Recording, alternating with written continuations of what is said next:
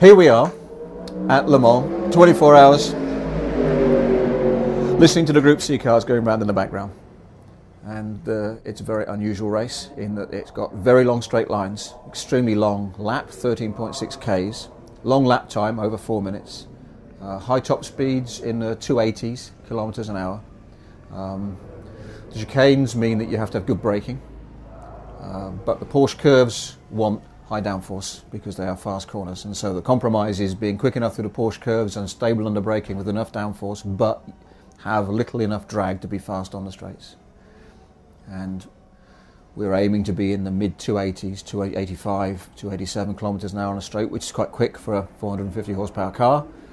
And the lap times will be about 4 minutes.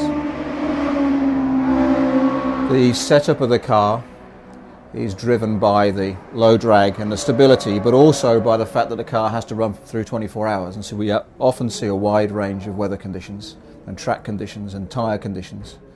And so you have to have a car that's very consistent. So you have to have a car that you can drive around at night, in the traffic, diving out of the way of the prototypes as they come charging past you, coping with gravel all over the track at some of the corners. It's generally a very wide variety of conditions, and that means that you tend to make the car more forgiving, a bit softer. The trick to winning Le Mans is having low level of drama and not spending more time in the pits than you have to. So you pit only for servicing, to refuel the car, change the brakes, which we'll do a couple of times during the race, changing the tyres, which we're going to do probably 12 times during the race. And generally having a car which is reliable and undamaged. The difficulty of Le Mans is the fact that there are 50 odd cars all trying to do the same. There are very large speed differentials between the prototypes and the GT cars, about 25 Ks on the straight, but under braking they are still flat on the throttle at 300 Ks when the GT cars are hard on the brake pedal. And that's where the biggest problem comes, is when the prototypes are diving down the inside of a GT car going to Mulsanne. They cover so much ground so quickly that a car that appears to be a way off in your mirrors at the point when you decide you're going to brake is next to you by the time you get to the corner. And this is why people have accidents, especially at night when your field of view or your depth perception's limited.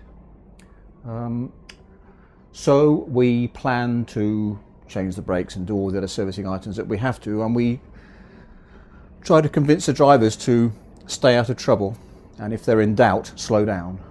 And so if they do see a prototype car come flying up behind, to give them space, or if there's a car ahead of them that's weaving all over the road because he's got a problem, give him loads of space and loads of room and try and have a trouble-free race.